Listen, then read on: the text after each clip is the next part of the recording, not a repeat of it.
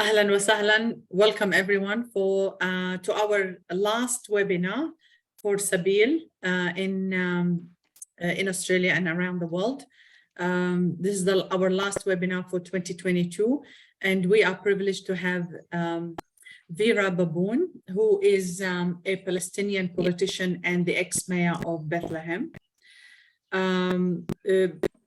Vera has a master's degree in African American literature, and she went to she was the principal of the Roman Catholic High School in Beit Sahur and was an English literature lecturer at Bethlehem University. So we welcome ex-mayor Vera Baboon. Ahlan wa sahlan, Vera.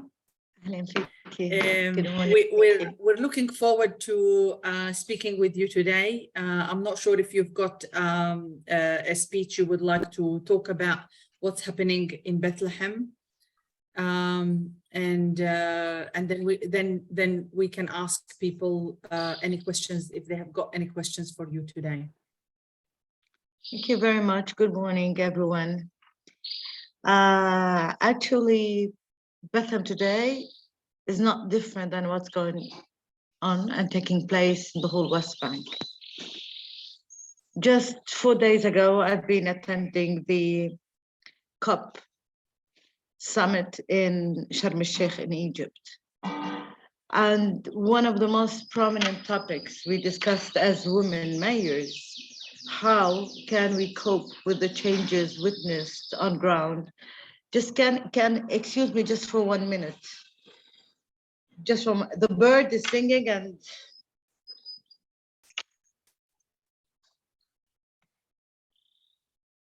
سكري الباب. You hear me? So the topic that was discussed, how we women can participate in the decision-making process when it comes to the challenges of climate change. And definitely as Palestinians, we have adopted a national plan of adaptation. And on ground, the ones to lead, mainly when it comes to energy, water, and waste management, are the mayors.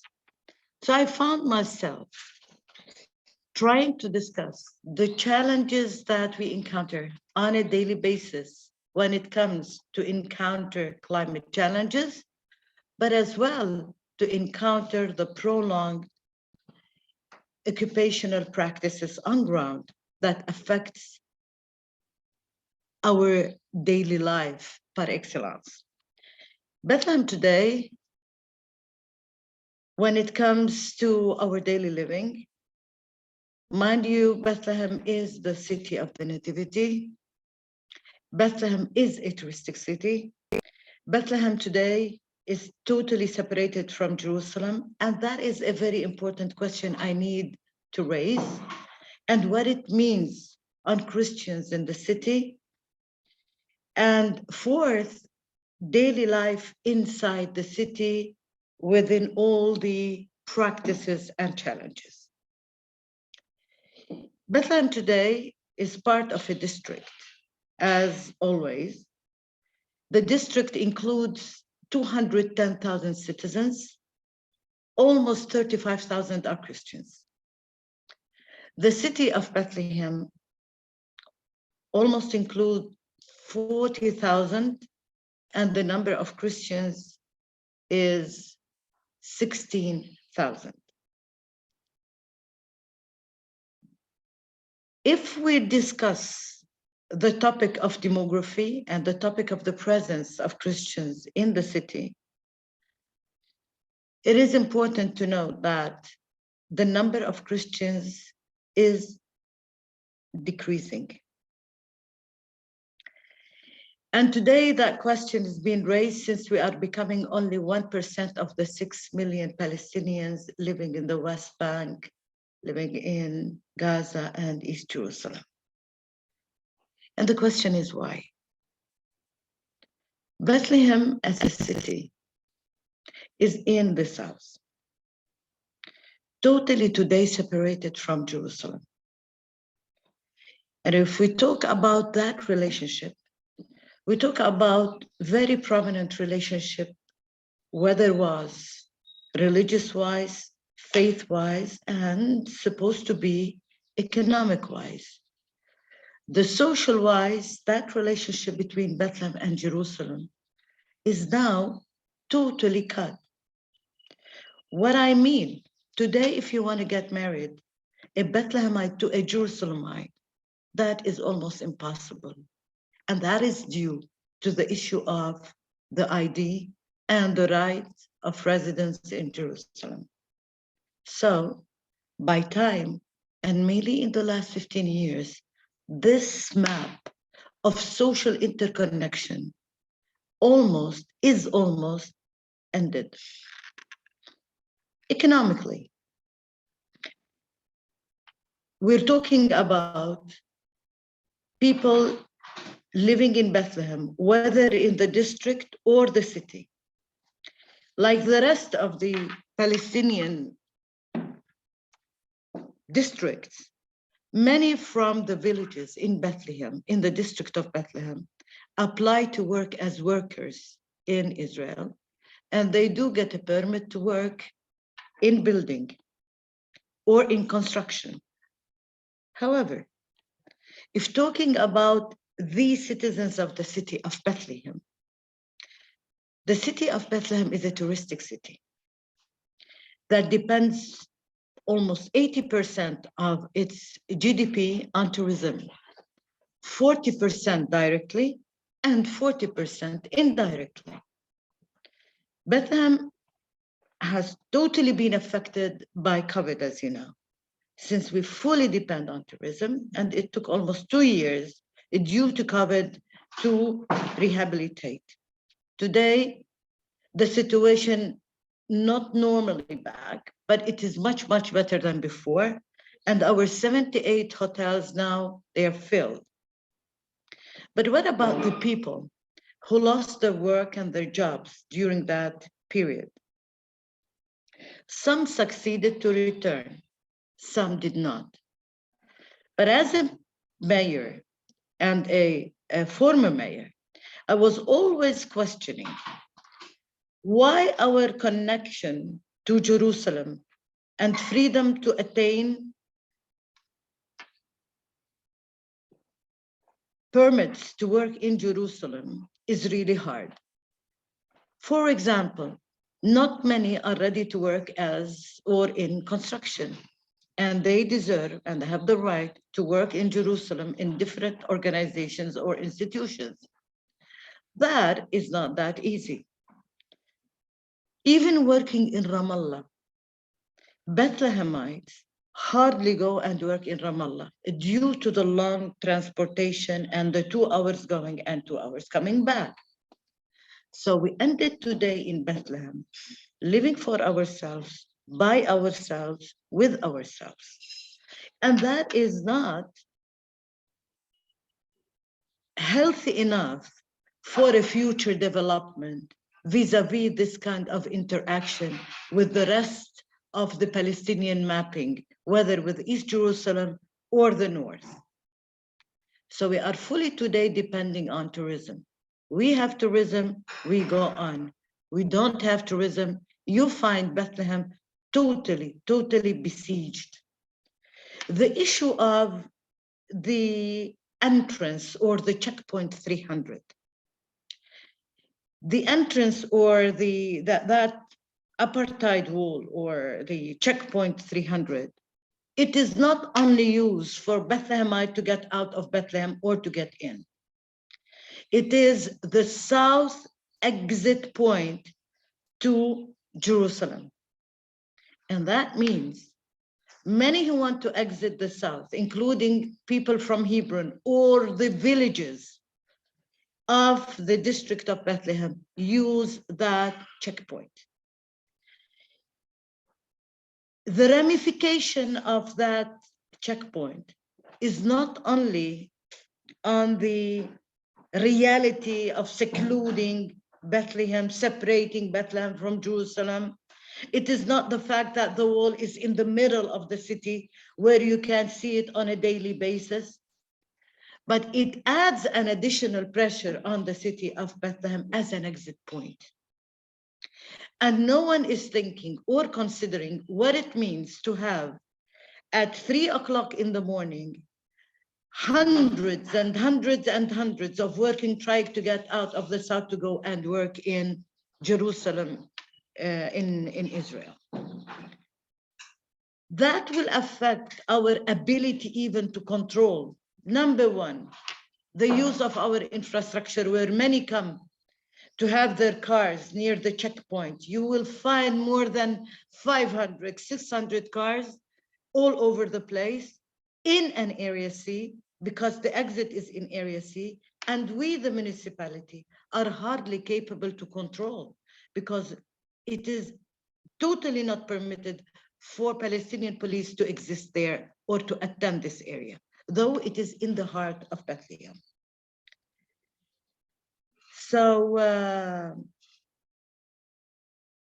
this reality of besieging and checkpointing the district and the city of Bethlehem is changing lives on the short run and the long run.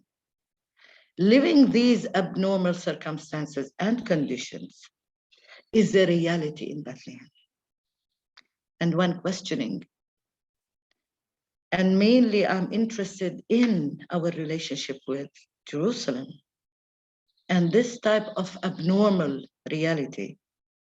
As you know, Bethlehem is the moment of the Nativity, and in Jerusalem, the moment of the resurrection, and both churches are there. They are part and parcel of what makes our entity as Christians. It is within our faith consciousness and even national consciousness, exactly like our Muslim brothers. In the past, we used to visit Jerusalem whenever we wanted, whenever we decided. But this path of faith today, and as the wall was built, today is cut. That path of faith is abnormally cut, even in our consciousness. To visit Jerusalem and pray in Jerusalem is not as before.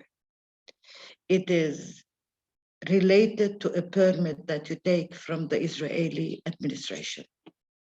And even if you take it as one of the parents, your children might not have an access to that permit. So this collectivity, or this collective experience of the family, to be even together in Jerusalem as part and parcel of their Palestinian entity, you hardly can witness it today. Today in Bethlehem, we have generations of young people who've never been or never prayed in the Holy Sepulchre or in any other church. So that on the long run will change the understanding and the experience of Christian Palestinians within the reality that they live in. It is not different for our Muslim brothers, it is the same. So I'm interested, totally concerned. By changing these realities, I raise the question how this will affect our future narrative vis-a-vis our relation to our geographical and religious site and spaces and people and all the equation that is part of that are part of it. So I started by saying I attended the climate summit. And one of the most important questions I was asked, are there any challenges? Definitely there are challenges pertaining to the fact that the district of Bethlehem has 70% area C. Area C, it is, as you know, controlled administration-wise, security-wise by Israel. Our daily living pertaining to water, waste management, and energy, whenever we need facilities to be constructed to serve these daily needs, we need to construct it in Area C. Since we don't have places, we don't have spaces in Area A and Area B. Bethlehem today as a district does not have a wastewater plant. You see all the wastewater going in the valleys. Bethlehem is hilly as a district, and that's in a way or another is helping that the water goes down the valley.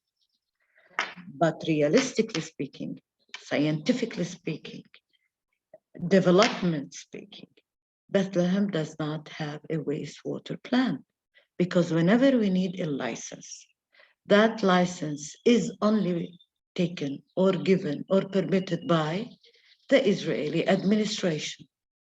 What does that mean? In 2012, we started our mini landfill, a landfill, waste management landfill that serves all the southern part of the West Bank, including Hebron and Bethlehem.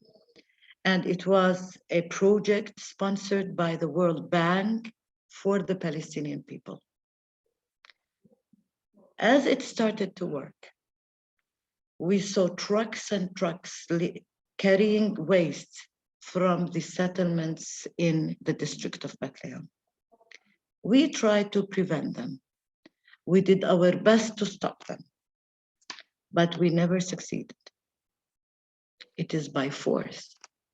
So it is a project built to serve the Palestinian people, sponsored by the World Bank for the Palestinian people, and it to be used by de facto for the Israelis to serve getting rid of their waste.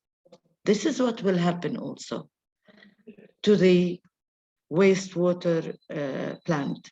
If we will accept, it ends to also serving the settlements. And if we say yes, it is as we recognize the settlements.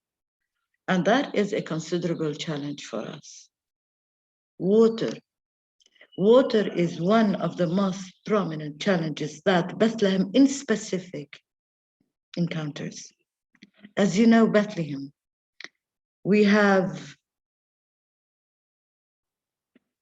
rich aquifers in the district of Bethlehem, but we are not permitted whatsoever to use the water or dig or take water from our own aquifers.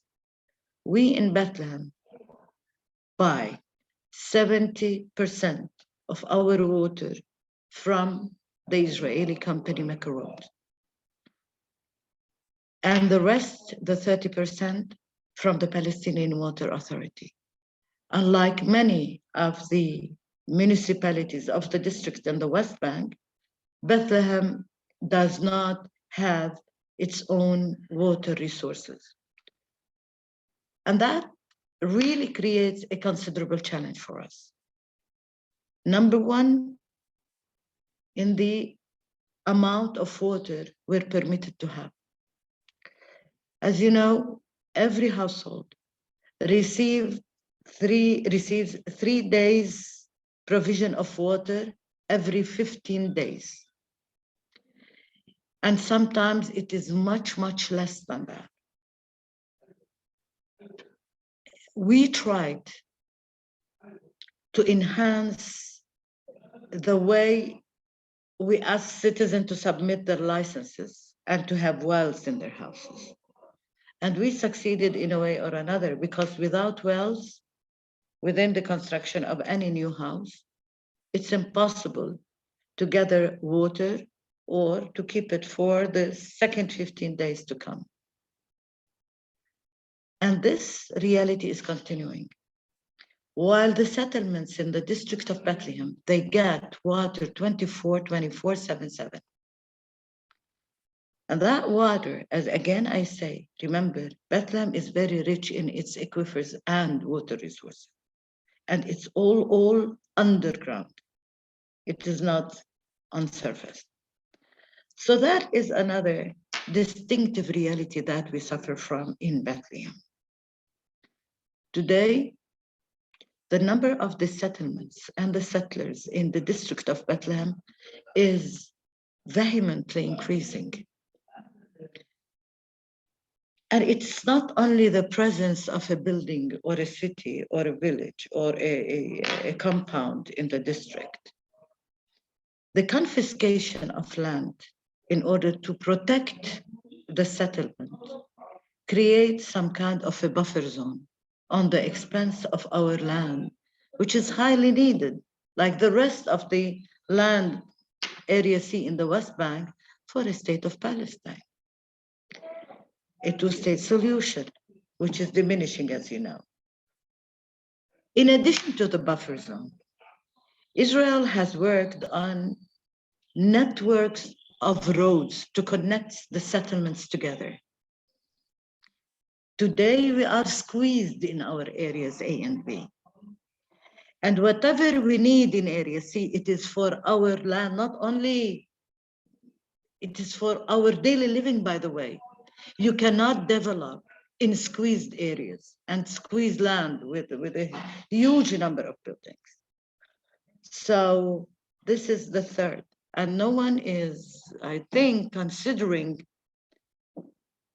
the reality of the continuous building of settlements in the district of Bethlehem to an extent that Bethlehem is also controlled and surrounded in the fourth borders by settlements everywhere.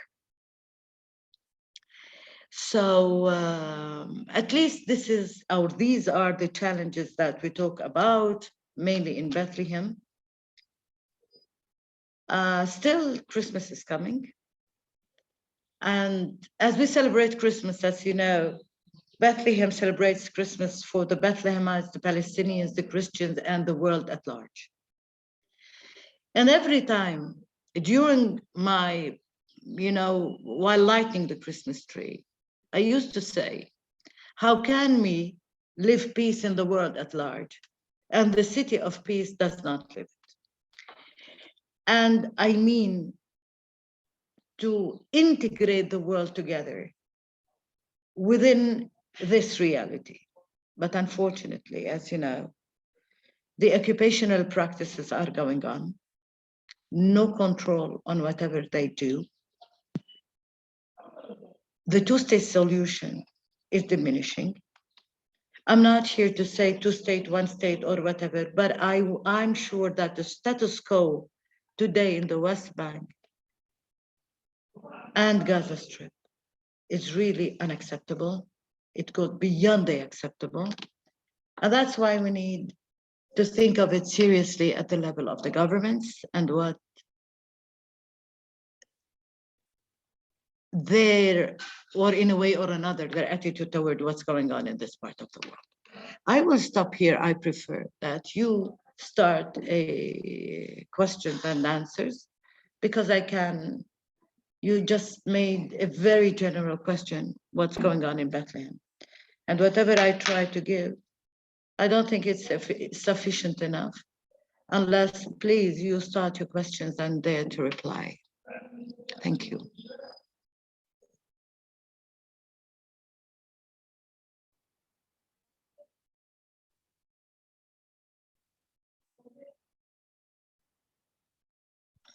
Thank you, Vera. That was a comprehensive explanation of what's really happening in Bethlehem. I can feel, as you're talking, I actually can feel, how it feels like to live back then. I used to live in Ramallah under the occupation, but that was in the 70s and 80s, not in not now, which I can see that it's completely different from the way we lived 30 years ago. Very unfortunate what's happening over there.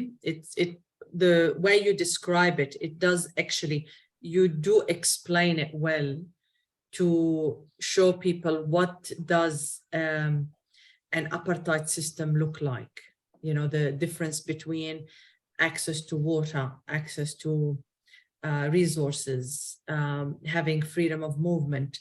You really describe it, because a lot of people just talk about use the word apartheid, but they really don't understand, on the ground, what it really means for people to be living there. And you describe it really, really well. And that's the message that we need to send out to the rest of the world of what's really happening. Ray Higgs has got one question for you, Vera.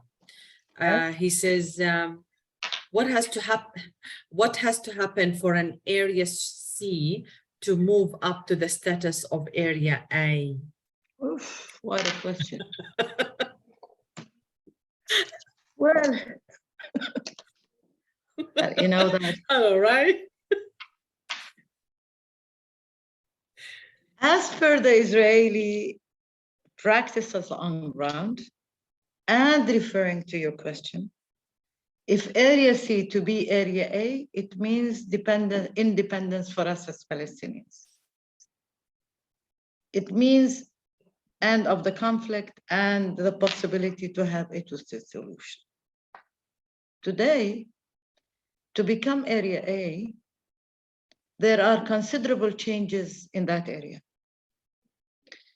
By the way, after Oslo, the West Bank, East Jerusalem, and Gaza, and the whole thing of the agreement, which ended almost now, the West Bank was 22%. And Area C is 65 to 70% of the 22%. In this area today, we have 800,000 settlers living in Area C. It means almost 1 million. 1 million Israeli Jews living in the context and space of Area C. Every year, procedures taken by the Israeli administration to add more, and thus change in the historical reality, demographic reality, geographic reality of the areas. And no one intention is there to change Area C to Area A, because as long as more settlements are built, this is a direct reply, we have no intentions. And as you know, we went just recently to the International Court in order to discuss the nature of this kind of apartheid occupation, because it needs to stop and needs the international world to give a direct reply to it. That's why I cannot simply reply on when, because on ground, Israel is changing the geographic and demographic reality on ground. But the most dangerous part, what is taking place in Area C, change the entity or the naming even of the occupation. Today, it moved not only from occupation, it moved to conquer. And this is a very tough reality. Israel is not only occupying us, but today through their settlement, they are conquering the land as well. So can Israel, out its goodwill or merit, withdraw? Of course not. That is why the international arena who recognized the state of Israel in 1948 has the ultimate responsibility to recognize our now reality of apartheid, of injustice, of inequality, of inhuman circumstances that we live. And that same community need to recognize that we need a recognition as a nation.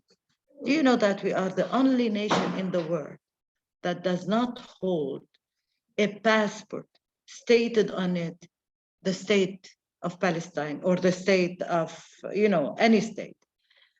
We carry a passport that is called a travel document. And on it, it is said the Palestinian Authority. We as Palestinians are rooted in this land. We are the generations and the generations who were born and live and still living in this land. Yes, we are Palestinians. And it's our right to carry a passport that states we are citizens of the state of Palestine. And up till this moment, the world is still not doing that process. And all what is there in Area C, the area will remain Area C as long as no international decision is taken by the international community to change this reality and condemn Israel for all its practices and take measures. It will remain. However, today we have a young generation, young people who's trying to look at the world from the lenses of the ambiance and the reality they live in. And they have their own word. We cannot sustain anymore in this reality of occupation, immobility, injustice. Will they succeed to map a new decision, a new reality? I don't know. But the way they are trying to say no, I think the world needs to hear.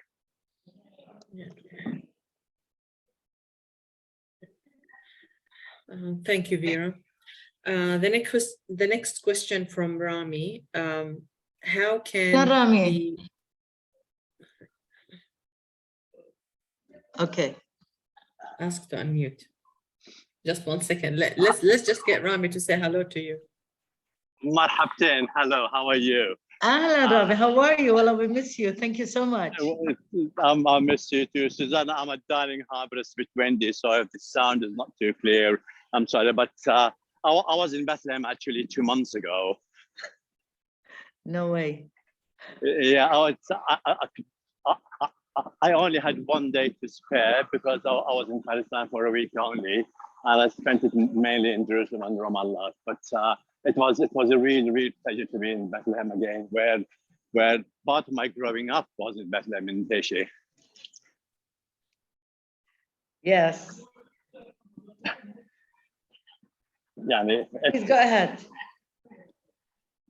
Rami is asking, how can the level of assistance by the Palestinian Authority be accentuated for Bethlehem, the assistance for Bethlehem?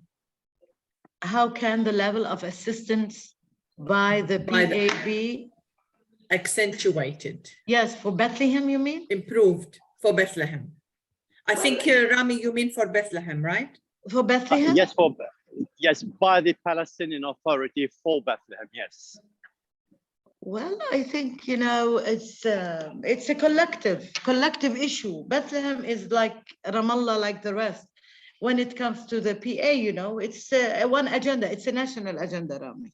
So that's why whenever it is there on the international courtrooms or the United Nations, it is all national. But when it comes to that kind of step, it comes from the ministries. It comes from the ministry to support every sector separately. Mainly when it came to the tourism problem, for example, during COVID, different ministry integrated and helped and assisted. But we're talking about a national dilemma here that suffers from the whole occupation. And I believe Bethlehem is part and parcel of the whole reality. We're trying to work and reflect on the situation on Bethlehem, also from the level of the municipalities, by the way, and other organizations. and other NGOs, for example. And so they cannot put the file of Bethlehem separate from the file of other Palestinian cities, you know. That's why when the government works, they can work collectively. But when it comes to separate, I think it is within the internal organizations and entities in Bethlehem.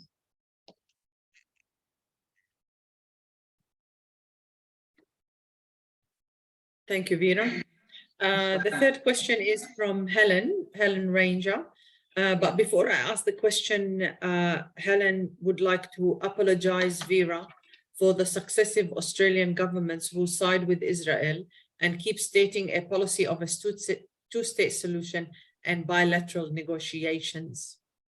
Yes. Thank you, Helen. Thank you, Helen. Well said. So Helen's question is, does the Israeli government try to stop the digging of the wells? Actually, we don't have the right to dig a well. Not well, aquifers. There's a difference between aquifers and wells. Aquifers, where you have the underground water, it is exclusively in Area C, and Israel controls this reality. And specifically in Bethlehem, we cannot do it at all. You mentioned there's a difference between the aquifer and the wells. So you can dig the well, but you can't dig the well, aquifer? it is constructed in order to put inside the well. Put the water in. You get it. I see. ولكن الأكويفرز it has water underground and Yes. you take it up. So you can't use your own water underneath your house. No, actually we buy it. We buy it. Literally, we buy it from them.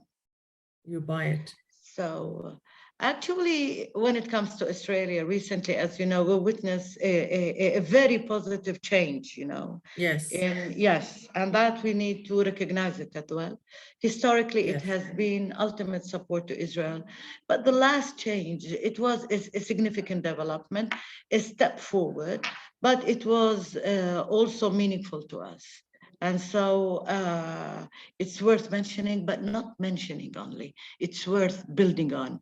And that's what I think needs a strategic plan to be adopted by those who believe in the Palestinian rights and just cause to work on this latest development, whether at the level of the government or every part, because it was a shock for Israel, by the way. And it was unexpected from us, but highly appreciated. And it goes beyond appreciation. That was a very important international step, by the way. Absolutely. We're in Australia, we're going to have a few organizations come together to work on this project as well. So more to come from many people that I talk to who want to do something about that. The fourth question is from Jack and Freya Despiolis. Dear Vera, thank you for your compelling presentation. How successful is the BDS campaign in countering some aspects of the long-term occupation becoming annexation of the land of Palestine? You know, the BDS is trying their best as well to bring a reality on the world map, the reality of the Palestinian people and the challenge of the settlements, mainly the settlements, in suffocating the geography of the West Bank. Actually, they are working. And it's their mode of resistance and putting, as they say, the issue of the settlements products, for example, where it is, you can see everywhere, the products of the settlements, it is raised on the land of the Palestinians, using the water of the Palestinians, and the whole criteria that follows. The BDS is and are doing their best, and they are nonstop. Definitely, many, due to the Israeli pressure, they're trying to ban them. but it is their way to say, and the occupation. And they succeeded in many, many instances and in many, many places. Today, when we talk about the Palestinian dates, for example, from Jericho, we're talking about agricultural products, all produced in the settlements. These products say yes for the continuous existence of Israel in the West Bank through their settlements and use of our land. So this is their way to try to stop it. They're doing very well in many countries.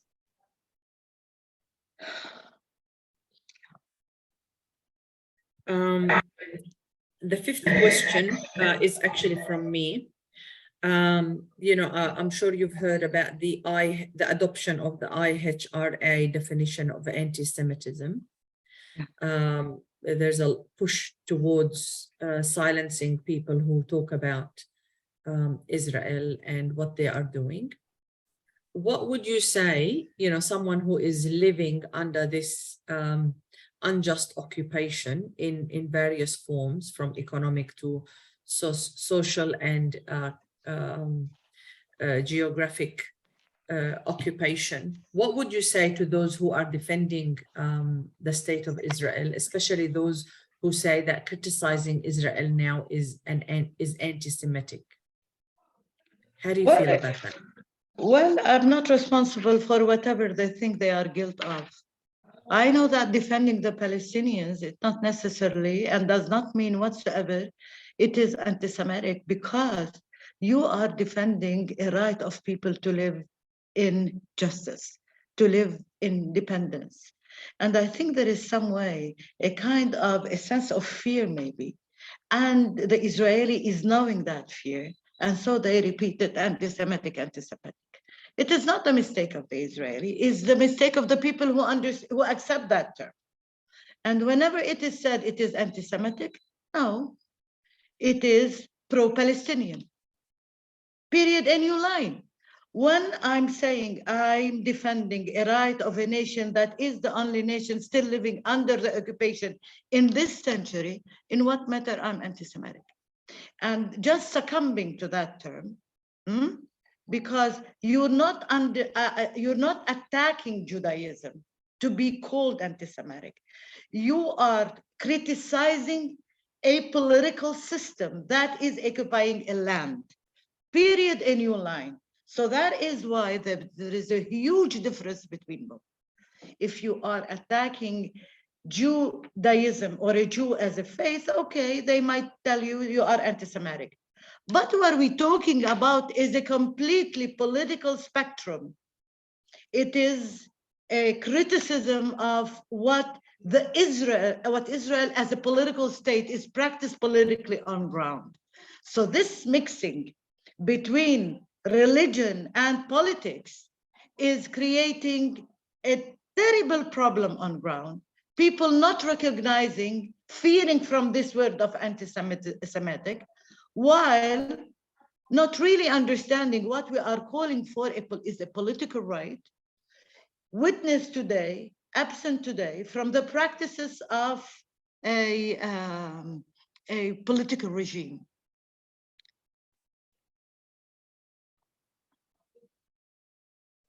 Thank you. Well said, Bira. We will definitely type this one up, Omar, and send it out to all the organizations that talk about anti-Semitism.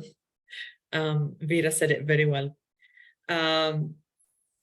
This is Chichung. Actually, do you have a question? Let me just, oh yes, you do have a question. So let me just bear with me while I ask his question. Thanks so much for your insightful and inspiring sharing. Few days ago, Israeli occupation authorities issued a military order to seize another 79 acres of land in southern West Bank to expand illegal settlements. In your opinion, what would happen regarding settlements when and if Netanyahu returns to power? Also, could you illuminate us on the recent efforts of protests of local artists in Bethlehem through their artwork and otherwise. Banksy is not a local, even his work in the West Bank was interesting. Your kind words to some of the above would be greatly appreciated. So there's two questions in here. The first question, let's tackle that one. What would happen regarding settlements when and if Netanyahu returns to power? I actually thought he did.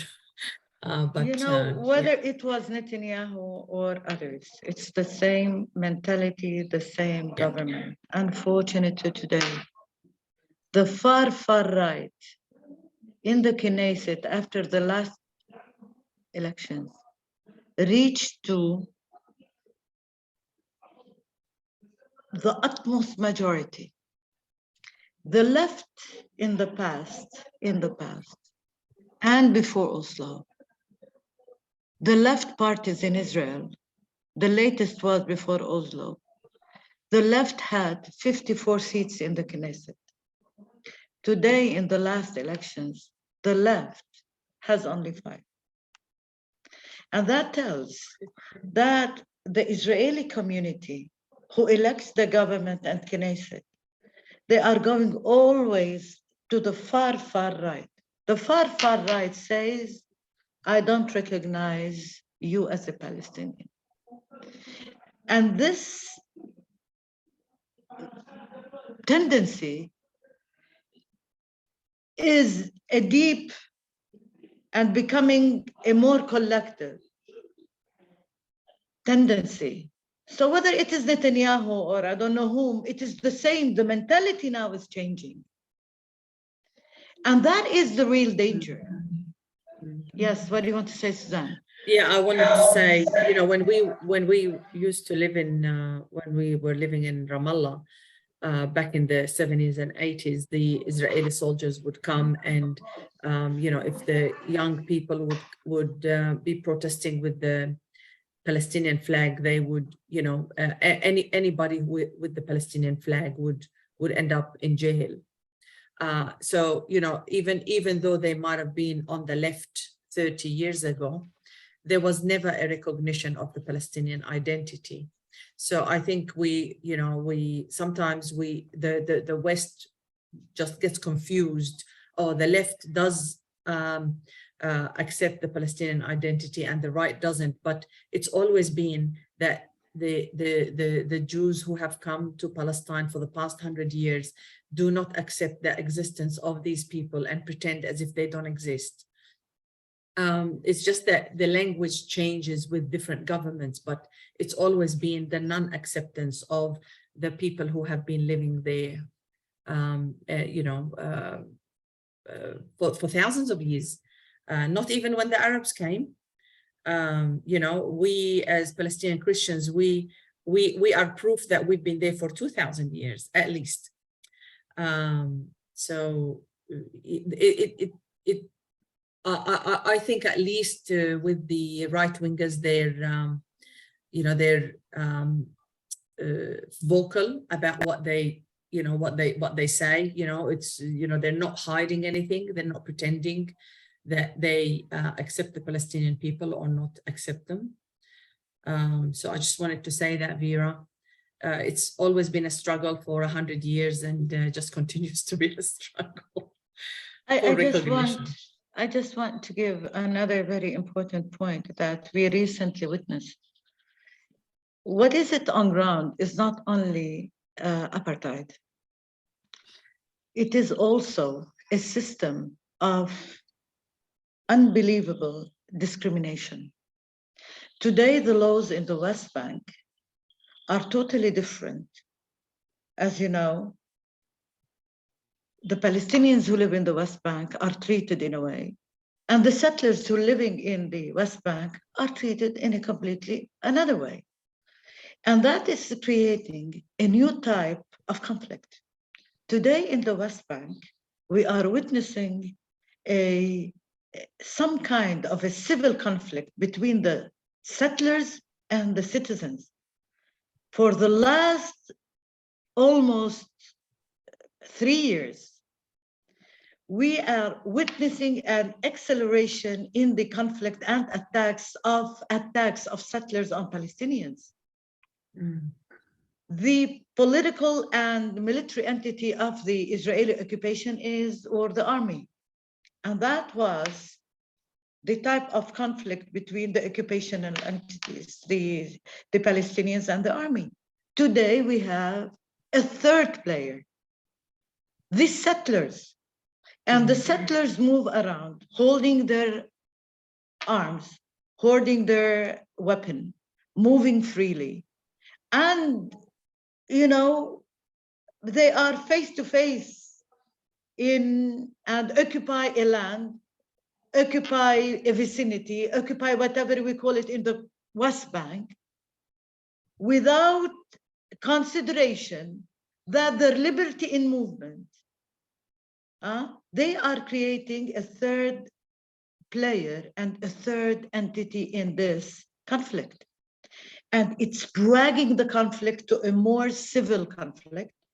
And the settlers, they have a more tendency to bring the conflict to a religious conflict.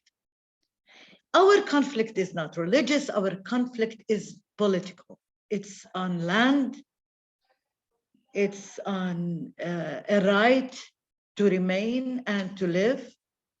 But today they're trying to drag it into a more or a different spectrum, talking about the settlers, I mean, a more religious, a more civil, and yet, as you know, the occupation is occupation, and changing its map also is affecting the solution for a just solution to take place. I have a question here from Ray Huggs. Yes. It says, you say that 1% of Bethlehem are Christians. No, actually, I didn't say that. I'm sorry. I said 1% of the Palestinian population in the West Bank, in Gaza, and East Jerusalem is 1%. The biggest number of Christians reside in the district of Bethlehem, in the Christian triangle of Bethlehem, Beit Jala, of Beit Sahur. And almost the three of us, we reach almost to 35,000. So we are more than definitely 1% in Bethlehem and the district of Bethlehem. So you said the district of Bethlehem is 210,000 people, and included in that 210, there's 35,000 Christians, Yes, which includes Bethlehem, Beit Sahur, and Beit Jala. Yes. Okay, that's fantastic. Will that number decrease till there are no Christians left? Wow, you know, even sometimes I say, why do we need to ask that question? You know, as long as the political instability is there, many do opt to leave looking for a different reality. Yeah. And not only Christians leave, Muslims do leave as well, but because we are less in number, we are, and we can be recognized. And unquestionably, why to wait to that reality to happen? Can you imagine the Holy Land without the existence of Christians as well? Is it exclusive to the attendance and the presence of only, for example, other faiths? This is the Holy Land. We are the origin of faith as Christian, the Middle East, for example, right? Why to wait to empty it? But the reality of the political instability in our part of the world is affecting the presence of the Christians. In Israel, there are 270,000 Palestinians who became Christians and now living in Israel.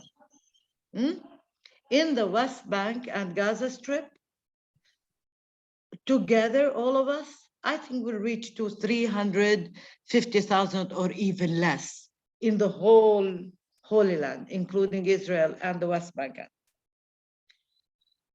But whenever there are conflicts, attacks, walls, control of mobility, control of opportunities, people seeing the wall on a daily basis, many cannot make it. Many opt to leave.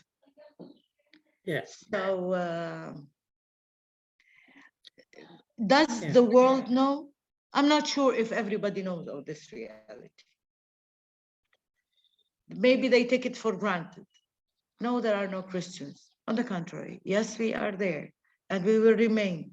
And bringing a political solution, a just political solution, is not only important for a Palestinian nation to live a just right, but it also to enhance and protect the presence of the Christians as well in the Holy Land and in Jerusalem.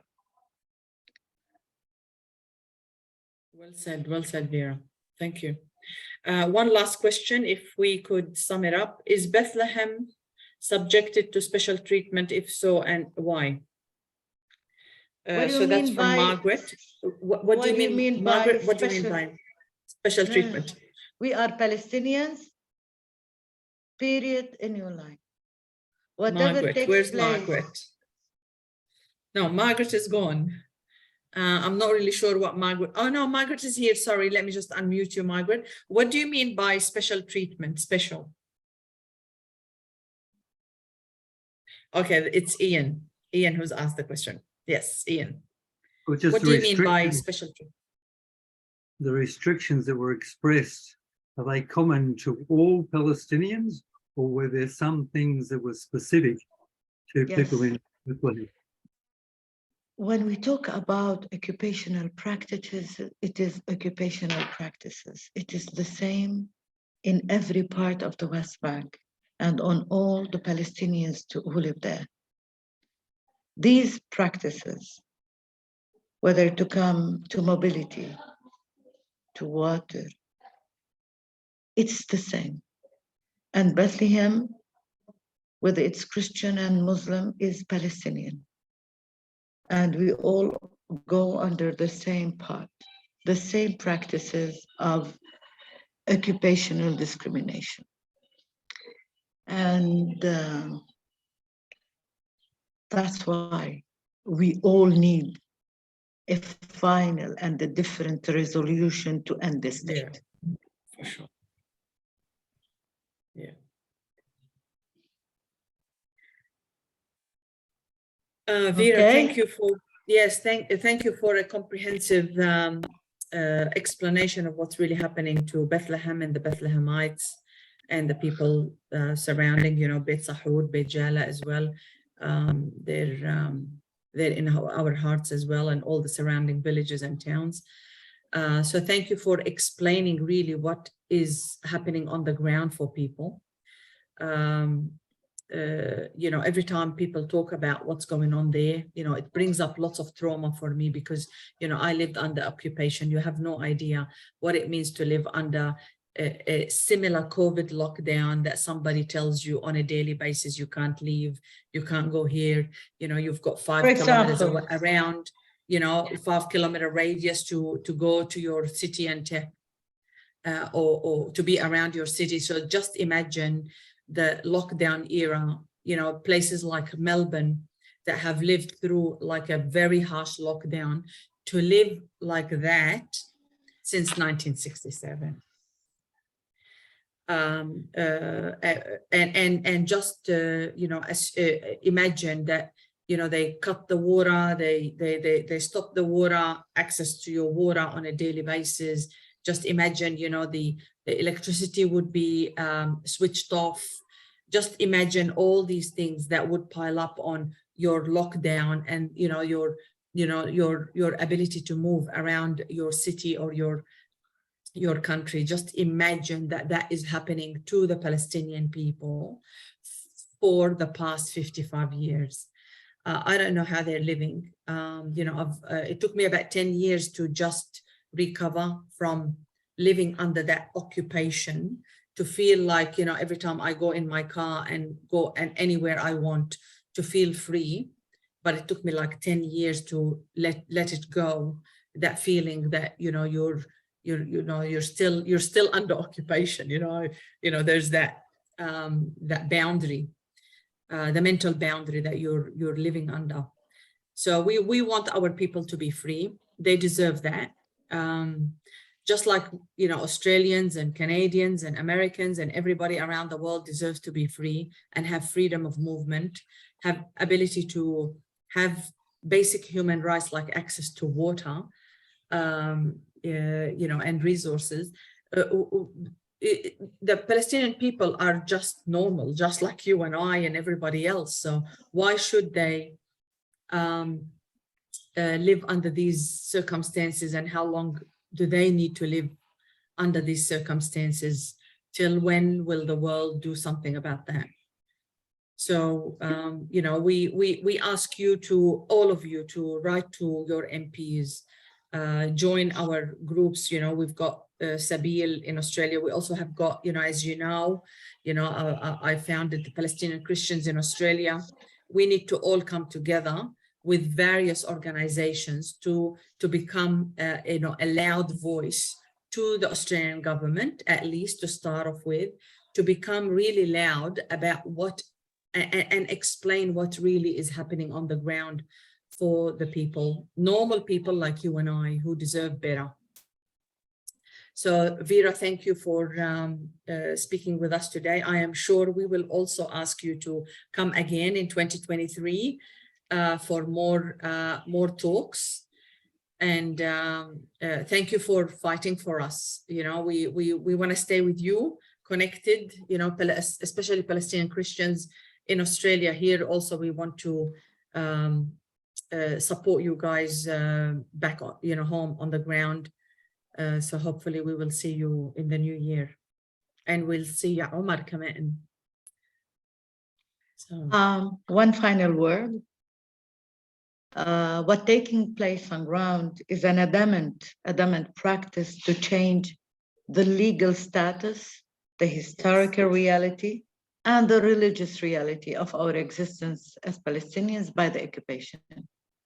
These changes, which are systematically tried to be achieved by the Israeli occupation, whether the legal, the historical, even the religious, should be encountered by a world decision to stop it.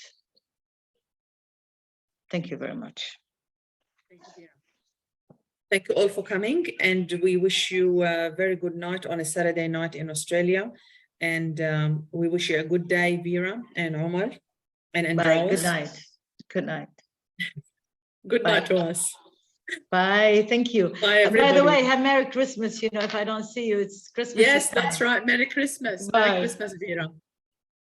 Merry Christmas, everyone, if we don't see you between now and Christmas. Thank you.